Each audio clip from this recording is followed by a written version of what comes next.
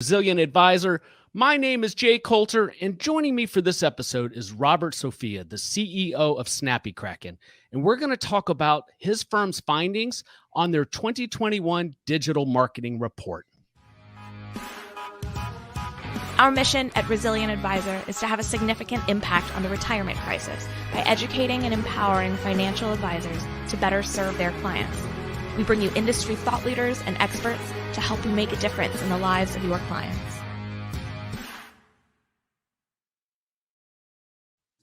Robert, I am really excited to finally get you on the Resilient Advisor show. We had the opportunity to meet in person at the T-Theory conference all the way back last January. Man, the world has changed for us, hasn't it? Hard to believe. I think that was my last conference, actually. Yeah, it was definitely mine as well. Robert, are we going to have conferences again this year? I think so. Yeah, I mean, there's a lot that have already been scheduled. Right now, if you try to book a conference, it's tough to find a place for it because a lot of companies are realizing where we are in this crisis, that people have a lot of pent-up demand for in-person experiences, and things are starting to get booked. So yeah, I think we're going to see it later this year. Excellent. If you're watching this broadcast live on LinkedIn, Facebook, YouTube, or even Twitter, if they're still allowing us to broadcast there after their recent shutdown of Periscope, please ask a question simply by typing in a comment and I'll pose it to Robert. We're going to talk through some of the findings that they found in their 2021 State of Digital Marketing. It's an incredibly comprehensive report. Download your copy of the report by visiting stateofdigital.report. That is stateofdigital.report. I'm going to pull up some slides here, Robert, and I'm going to speak to them to a degree because we have podcast listeners after we record this. One of your findings is around advisors not needing to just talk about financial concepts when they're posting on social. What did you guys find? Yeah, well, I mean, just for a little background too. I mean, this isn't based on a small data set of maybe 100 advisors. It's not based on a survey, which is purely conjecture. This is actually based on over 38,000 digital marketing campaigns that were running all over the country with hundreds of thousands of visitors. And we looked at all the data available through Google. And what we learned was that the top performing content was connected to the affinities and interests of people, which is really fascinating because if you look at this slide that you have up, for example, you can see that the majority of people that advisors are marketing to, which means it's the top 25% of income earners, it's people who are already in advisor databases as clients. So we're talking about the mass affluent, really. They identify with certain things. So their affinities include things like being cooking enthusiasts, being news readers, being wellness enthusiasts, being pet lovers. And when we learned that, it started affecting how we created content. So when you do little things like, for example, change a stock image to include a pet with a person, the campaign or the content will perform better. It will get more clicks. And this is not the kind of thing you typically think about. Same thing, cooking enthusiasts, right? If we know that is the number one affinity in our audience, and we're choosing between whether to represent a couple of people on a beach riding bikes versus a couple of people in the kitchen cooking, then it's going to cause us to incorporate their lifestyle into the imagery and into the messaging. And really your point that you have on the screen about, not only posting financial content, that really extends to what their interests are. So the number one interest is celebrity and entertainment news. That's out of everything they're reading online. That is the number one, according to over 30 million data points we looked at. And therefore we created a campaign called Celebrity Money Mistakes. Relates to personal finance, but it also ties into an interest we know they have. So when you get creative like this, when you mix the topics that people are really interested in and the affinities that they have into your content, it goes from being bland personal finance or investing content to something that they really relate to. And then your performance skyrockets. I would imagine that's even more effective if you have a niche market you're going after because you're getting right on down into that niche and you can start playing on that. Is it fair? Absolutely. Yeah. And that's very true. I mean, when we build campaigns, a lot of times advisors will say things like, well, this doesn't feel like my brand. Sometimes that's what we'll hear. And we have to try to help them to appreciate that, okay, your brand doesn't completely align with your audience. This feels like your audience. That's what you want. So there are some things that have to really be in your brand. Like, for example, your brochure, your website, the videos that you put on your website.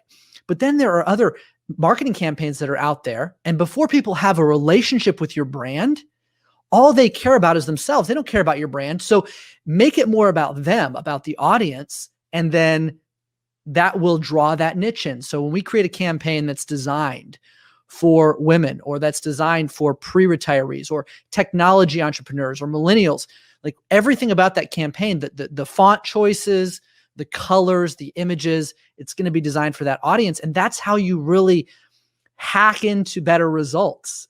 It can't just be about what feels good to you. It has to be about what aligns with the people you're trying to target.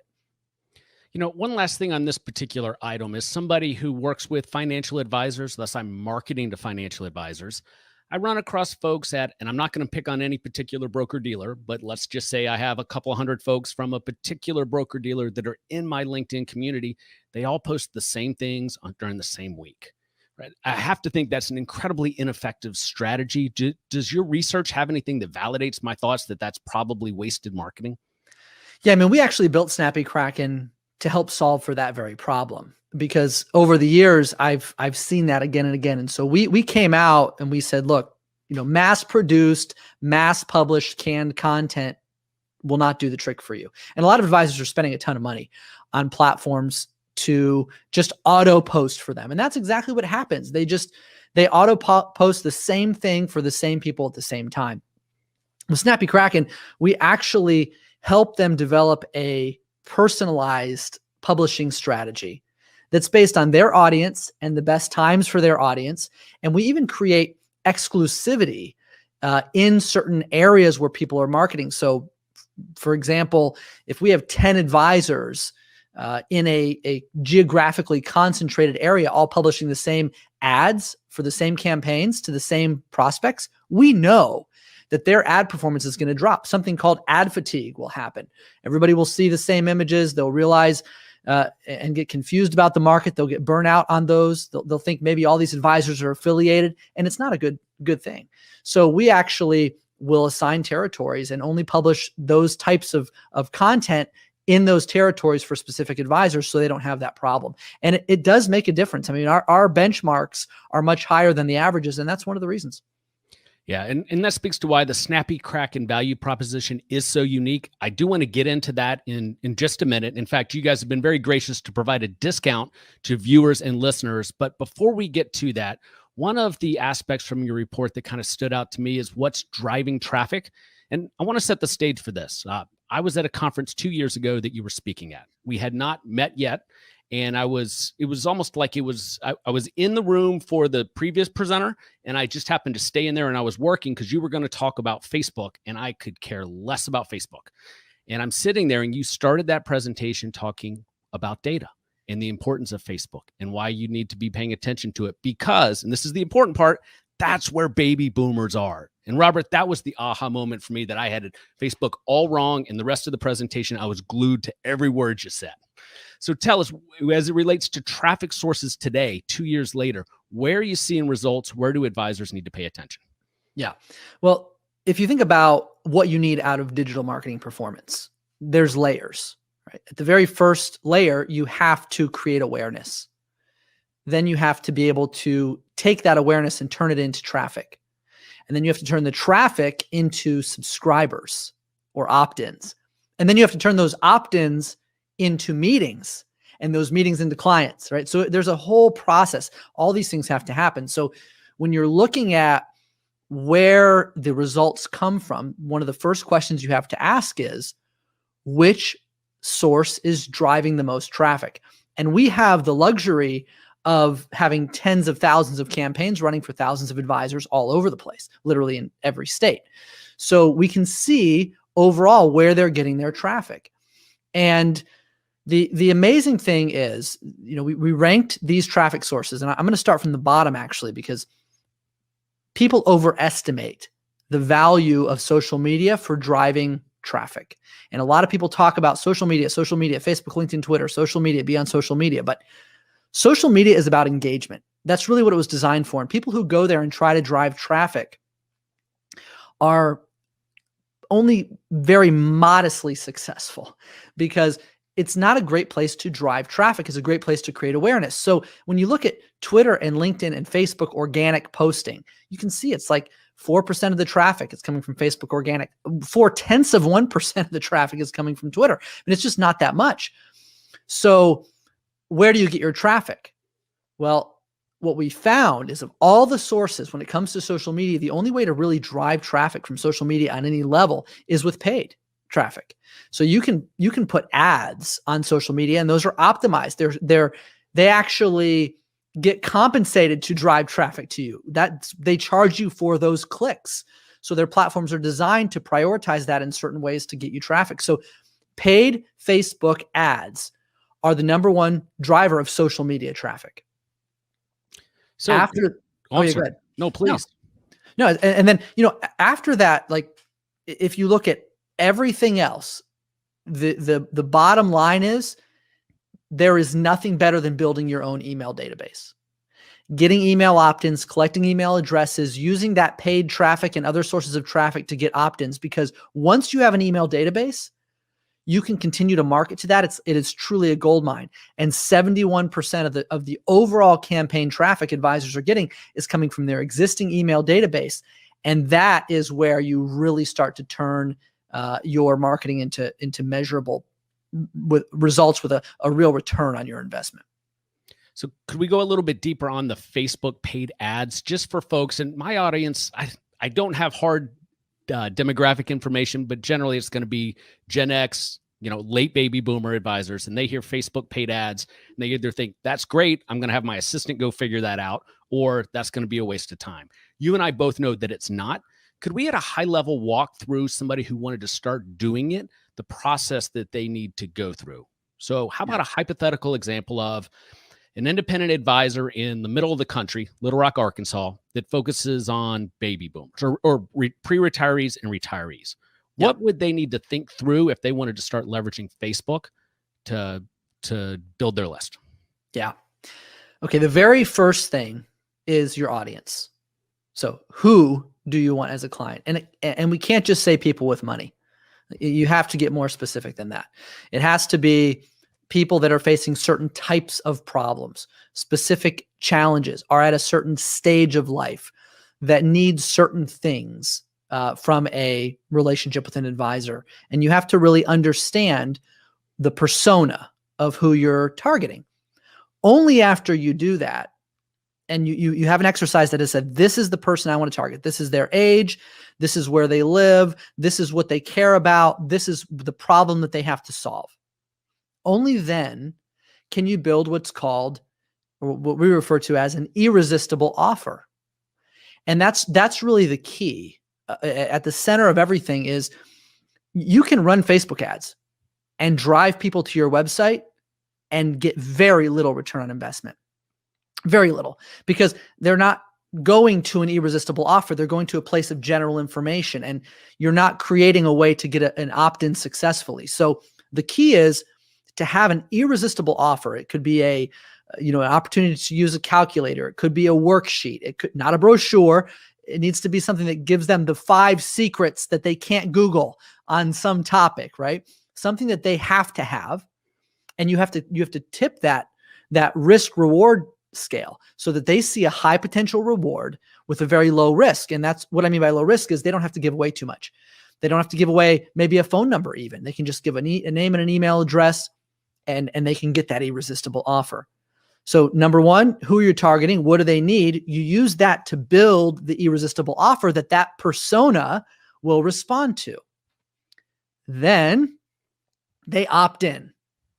So now you have an email address, but advisors are so used to doing business traditionally, where there's a handshake and you look somebody in the whites of their eyes, and there's that trust.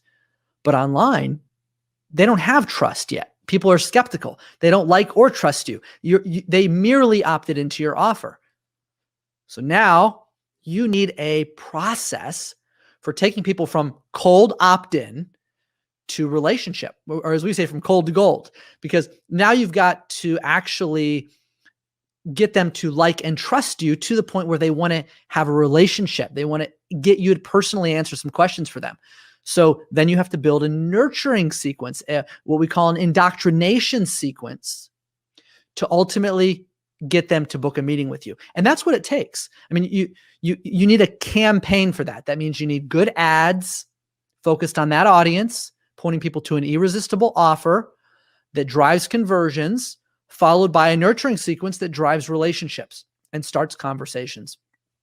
Without that, you're just potentially making more noise online. And that's not what you want. You have to be very strategic. You need a complete sequence, a strategy for getting people from, the place where you're just an ad on their timeline to now they're actually meeting with you. And that's called a digital marketing campaign. And that's what we build. And that's what it takes. Are you struggling to hold your team accountable? Do you struggle getting them to see your vision and drive results? The Resilient OKR system for financial advisors could be your solution. OKR is an acronym for objectives, which are your big inspirational goals, and key results, which are how you and your team are held accountable. This is the Silicon Valley method that drives growth at major companies such as Intel, Google, BMW, and Disney. Move your business results away from opinions and measure it with data. Pick up your complimentary access to the Resilient OKR system for financial advisors by visiting resilientadvisor.com/OKR. Let's use that as a pivot. And I didn't even plan that question, to talk about Snappy Kraken, the process, and what advisors would experience. And for viewers and listeners, the Snappy Kraken team are offering a 15% discount to anybody who signs up. If you visit snappykraken.com/Jay, you can receive that discount. Robert, tell listeners and viewers a little bit about Snappy Kraken. Yeah. Look, we just hit our 5th year since we started mocking up this product on a whiteboard. Our actual 1-year business anniversary from our launch will be in September of this year. And we started out with a very simple vision, and that is to automate financial advisor growth, period. And I actually come from a practice. I mean, I'm licensed. I was the vice president of a firm where we grew assets from about 120 million under management to over 600 million under management in less than 5 years. And all I did was marketing. I launched a marketing program where I did all this stuff custom for advisors, ran that for 7 years. Snappy Kraken is the result of almost 20 years of experience doing nothing but advisor marketing. And the team that I have, what we've done is we've figured out how to really automate that whole workflow. So you kind of, it's nice how you're scrolling through the site there, Jay, but it's basically, how do you, number one, get noticed? Number two, generate new contacts. Number three, build trust and credibility. Number four, start conversations with those people. Number five, turn them into a client. And then number six, expand and deepen that relationship and drive referrals.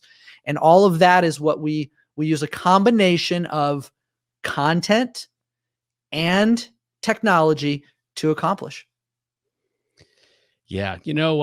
Your website is fantastic. I enjoyed just scrolling through it while you were talking. When I'll have advisors reach out and say, hey, Jay, I'm thinking about hiring this company to do this or this company to do that. And if it's related around helping them with their social strategy, I always say, well, go look at their own social accounts and see how they're doing. And typically they're not. You guys don't have that problem at Snappy Kraken. So you guys have built a great brand in a very, very short period of time inside the industry. Tell, for advisors that are new to Snappy Kraken and what it delivers, what is their advisor experience like the first 90 days when they come on board? Because I do believe that's a unique value proposition you guys have.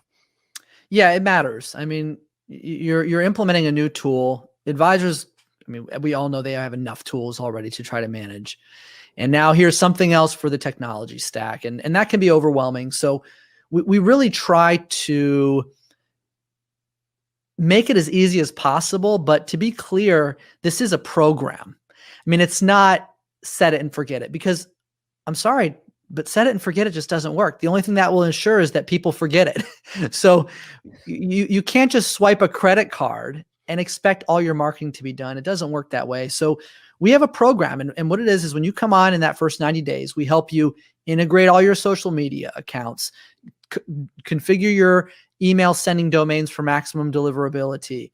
We train you. We have what's called a 90-day marketing accelerator, and it's 12 weeks, an hour a week that teaches you basic principles of digital marketing. We assign you to a team of success specialists who help you implement our program. And the goal is really that over 90 days, you or someone in your office, hopefully, who's capable and tech savvy can do this for you, will become a consummate, active, progressing digital marketer. And it's a combination. It's Snappy Kraken is really three things. It's technology, it's content, and it's people. It's people who help you. And it's those three together that really make it different from other programs. I mean, there are website companies that do digital marketing, and it's just kind of like you pay extra and they just publish stuff for you. Like this isn't that. It's really, you've got coaches who teach you and train you, but they don't do the digital marketing for you. It's not that. It's really a hybrid. It's like, here's the tools, here's the resources, and here's the people who help you put it all together. Yeah, I can tell you from the experience of my clients, both the tech forward advisors and the advisors who struggle with it, they've had great experiences with your firm. And I think the reason is the onboarding process, because I've seen other tech providers that are supposed to help you with the marketing.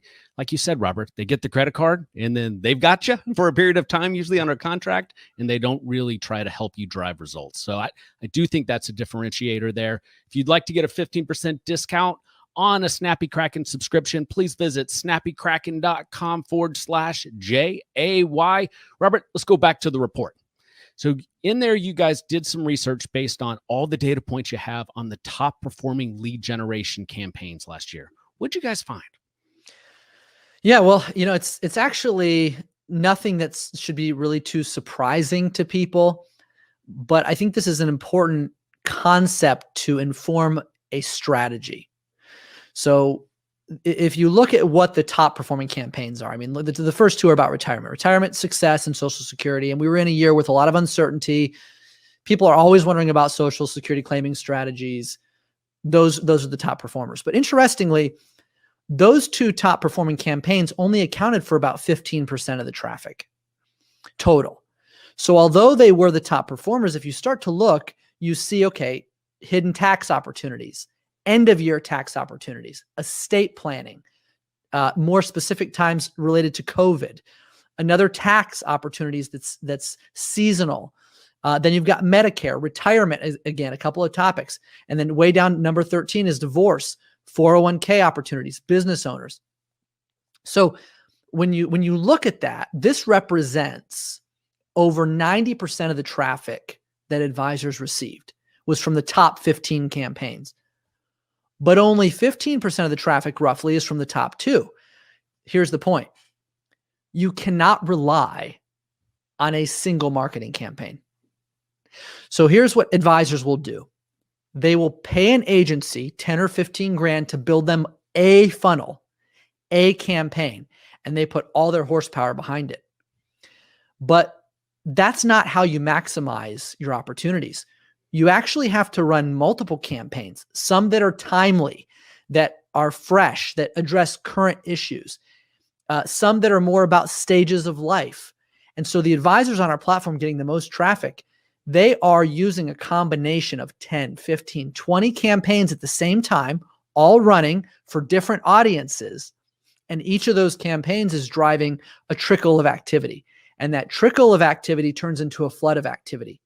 The ones who get on our platform and just launch one campaign, or they say, what's the number one campaign? Or the ones who've gone out there and spent a lot of money to build one campaign, you can't hang your hat on one thing. And that's really what this taught us, was a variety of topics, different angles, even on the same topics. Like there's I think three. Yeah, there's 3 tax campaigns, but one is an evergreen campaign. One is a year-end campaign. One is a tax season update campaign.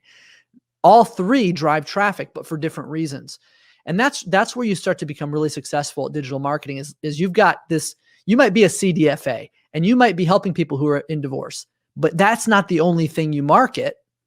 Or perhaps you're missing out on a lot of opportunities. So we try to help advisors figure out who are all the people they want as clients, and then market to those people individually in different ways.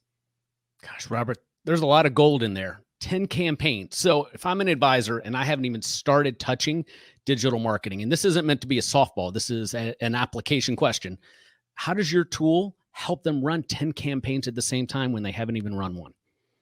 Right. Well, that is what our tool was created for. I mean, when I used to do this myself at a practice with my marketing team, I would have to come up with the audience, come up with the content, write the content, design the content. I use freelancers too, but publish the content, manage the content, optimize the content, constantly retool what's working, double down. What's not working, drop it. And I'm trying to manage 10 or 15 campaigns using literally a technology stack that included a landing page program, a hosting program, Adobe design software, different programs for tracking and reporting, another program for emailing. That's what you have to deal with. What we've done is we've basically built all that into one tool, and then we build the campaigns. We build all the campaigns and we test them. We prove the results, and then we publish them for advisors. And then they can just go in and basically shop for a campaign like you shop for a movie on Netflix. Pick a campaign, hit launch, edit it if you want to, or launch it as is, which is really usually better for performance. The advisors who make the most edits seem to struggle the most. But if you just use it because we've already proven it, then you can you put your branding in it, you make any really essential changes, and you launch it. And you can actually launch a campaign that takes about 200 hours to build from scratch in less than 10 minutes. And that is the value prop, really. It's like you could spend an hour a month and queue up all your marketing campaigns for that month. And every month we put $50,000 worth of fresh campaigns on the platform. So you're going to get, the minute the market drops, you're going to get a campaign about that within a week. The minute that, when GameStop was on fire and all the advisors are getting calls from their clients, should we be buying GameStop? We had prepared content to help explain that and published it on our platform over the weekend. So advisors had it on Monday morning when they showed up in their office. And that's what we do. We're like a full agency. I've got a content team that's basically 11 people, always building out this content and putting it on the platform for advisors. And that saves them a ton of effort. You guys have been very innovative your whole existence. You guys have some new things coming out, a recent partnership, and then you have some stuff in beta. What are some of the things on the horizon for Snappy Kraken? Yeah, there's a lot. I mean, we've gone from a startup environment to a hyper growth mode. So we're doubling our staff this year. We've got 40 people now. We'll easily be to 80 by this time next year. That is all going toward R&D. So we're doing a lot of integrations. We've got all the major CRMs are either already integrated or in the process of integrating. Also, top financial planning tools and other resources that advisors use regularly. We're trying to make the process of getting data in and out of our system for marketing purposes even easier. We're adding new channels. So right now in beta, we have a incredible text message marketing application, unlike anything in the space. That is the number one fastest read, most opened channel for communication. We're going to help advisors do that in a non-spammy way to really connect better with clients and prospects. Robert, what's the time frame for that deliverable? Yeah, well, I mean, it's in beta right now. So I think there'll be a full scale launch here within 60 to 90 days tops. Yeah. Excellent. And that's not all. I mean, we did a deep integration with advisor websites. Our experience, advisors keep telling us that they go to all-in-one solutions to try to get digital marketing on a website, and they feel like then they're stuck with their website, even if they're not happy with the digital marketing, or the company cares more about websites than they do digital marketing, and they struggle. So we integrated with advisor websites. They are best of breed at what they do. Now we've got 2 companies that focused exclusively on their craft. Top website company, top digital marketing company, deeply integrated. So all the data passes through and you can launch campaigns from your website. They automatically integrate with your website. And all of this is designed just to, really at the end of the day, to make the advisor's experience as easy as possible and as effective as possible. Big data integrations to make the content smarter. There's really just so much on the horizon. Yeah, you guys are incredibly innovative. Two more things from your digital marketing report that I'd love to just bring to the audience. I know we're running over on time, but this stuff is great. So you and I are having this conversation on video. I'm actually a pretty shy person for somebody who produces as much video content as I do. And shoot, this is even live. But you're a good example then. Well, the reason is it's real simple. I get results with video.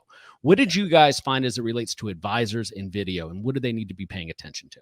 Yeah, well, this is, if you get nothing else out of this time that we've spent together, you want to level up your marketing game, pay attention to this, because just take a look. There's a lot of data I could cover, but what we do is we actually don't just teach advisors to publish videos, because just putting a video online doesn't ensure people will see it. You have to also drive traffic to that video. And then I'll also add to that, to get people from watching a video to being a client is another leap. So how do you get them to go from watching that video to submitting an inquiry? And so we've pioneered a method that we actually we give advisors the scripts, we teach them how to record the videos, they record them, we put them on a landing page with a form where people can submit their questions. So they submit their questions, that question becomes a lead for the advisor. So when we created this concept, advisors started using it. We started tracking the data. It's been about 1.5 years worth of data now. And again, over 38,000 campaigns. So a lot of volume to look at. What we found, look at the open rate. So you got on the left, you got open rate, on the right, you've got click rate. If you send people an email with a video, the open rate is 20% better immediately. 20% better open rate with a video. However, if you look at the click rate, so this is the cool part. Look at the difference. The industry average click rate for an email from an advisor is 2.72. Now that's not Snappy Kraken's average. Our average is actually higher, but that's the industry average. So that's really the best comparison point for this. 2.72% of the people that open an email from an advisor actually click on anything in it. Our video emails, 42.6% click. 42.6%. So when you think about that difference, I mean, what do you want people doing? You want them engaging with you. You send out a video. It's your face. It's your name. It's your personality. It's everything that makes them choose you as an advisor on display. Your expertise, everything about you right there in front of them. And you can get almost half of the people you send an email to click and watch your video. Man, like that's a no-brainer. That's a no-brainer. Right? That's right. So I'm curious for my own edification, because I do produce all this video. Most of it sits on social. The YouTube page is growing, but sending it out, do you send it out as a link to a YouTube page? Do you use some software that has it embedded with some type of GIF? What are some of the best practices? Yeah. So think about that for a second. You send people a link to YouTube. What's your best case scenario? They get to your YouTube page and they watch your video. Right. Maybe they then click on somebody else's video promoted and they're gone. So I'm not saying that's wrong. Put your videos on YouTube. That's actually what most of our advisors do. They put them on YouTube. But then you drop that link in Snappy Kraken. Now you embed that video on a page. And that page has a title, an intriguing headline. It features the video, and right below it, it says, do you have a question about this video? Click here to submit it. They type in their question, they hit submit it, ask them for their email address and their name. Now that page gets promoted on social, on Facebook, on LinkedIn, on Twitter, by email to your old prospect list that's not doing anything right now.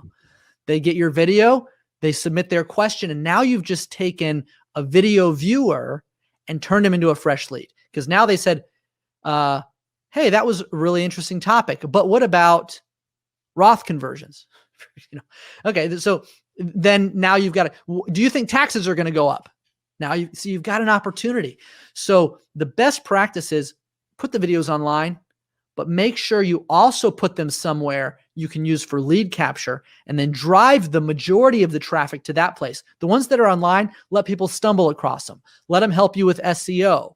But if you're trying to drive performance, which that's what we're all about, then drive the traffic to the place that's designed to generate a conversion.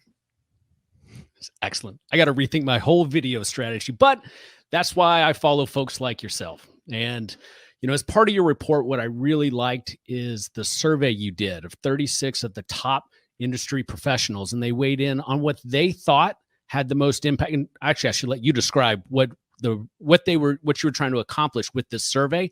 What stood out to me are the names on here. They're folks who've been on the show or people I just, quite frankly, stalk to learn from them as it relates to digital marketing. This truly is the best of the best. So tell me, what did you guys find? Yeah, I did this actually out of curiosity because I wondered if the data would align with what the experts think. That's what I was curious about. And it's pretty close. It's pretty close because when I looked at the averages, and I had them basically rank every marketing channel or activity in order of importance. And ultimately, I was fascinated to learn that the number one most important thing that they recommended was email. And email marketing is, people think email's dead or whatever. Like, all of our data shows that email marketing is the most powerful traffic driver and most powerful conversion channel and everything else. So they were right about that. They also said marketing automation. We found that to be true. You cannot successfully nurture a digital lead without automation because there's not enough time in the day. So to really scale your marketing efforts, you have to automate it. They knew that. Video, number 3, absolutely. So just as you look down this, what I found was that they really get it. And some of them I think were off base, but the overall averages, it showed that the industry has some methods that the experts are learning and recommending that align with the data that we found. If you're not focused on an email, if you don't have an email and marketing automation strategy, if you're not using video, like those, start there. Everything else after that, great, but start there. Those are your best opportunities. What stood out to me was what was at the bottom of the list: radio, publishing a book, direct mail, all the old-fashioned ways of marketing. In your opinion, and I know it might be skewed a little bit given your company, are those dead, or can they still be incorporated in a marketing program? No, they're not dead. And Jay, I'm not the type of person who just believes in our own strategies. Like, what I actually believe is that anything can work for anyone, and it matters more what works for you than what the experts say. I really believe that. That being said, it depends on where you are in your career. It depends on where your business is. It depends on how well you do those things. I mean, there are people with a personality so big and a voice so great. I'm not one of them, but they can run a radio show or a podcast and just suck listeners in. They're great hosts and they just build an audience. And then there are others who say, I heard podcasting is great from that guy, so I'm going to do it too. And they're not good at it, right? So it doesn't work the same for them. So digital marketing is something anybody can do because you can scale it. It's automated. We're doing a lot of the research to make the content work. But things like a book, do you have anything meaningful to say in a book? Is it going to be a book people want to read? Is it going to be a book that builds your credibility? Or are you just going to shell out $50,000 to some company to write a book that's not really any good to try to get credibility, but you don't even have an audience yet? So, it's really about, these are just channels. They're just tactics. What is the overall strategy? Who are you? What are you good at? What do you love? What is your audience going to love? And at the intersection of those things is where the magic happens. Robert, you've been very gracious with your time. We've gone way over what I promised you. You've done nothing but drop gold for listeners in here. We appreciate you coming on, sharing all of that data. And for viewers and listeners, if you'd like a 15% discount on your Snappy Kraken platform, head over to snappykraken.com/J. Thanks for coming on, Robert. It was my pleasure. Thank you, Jay.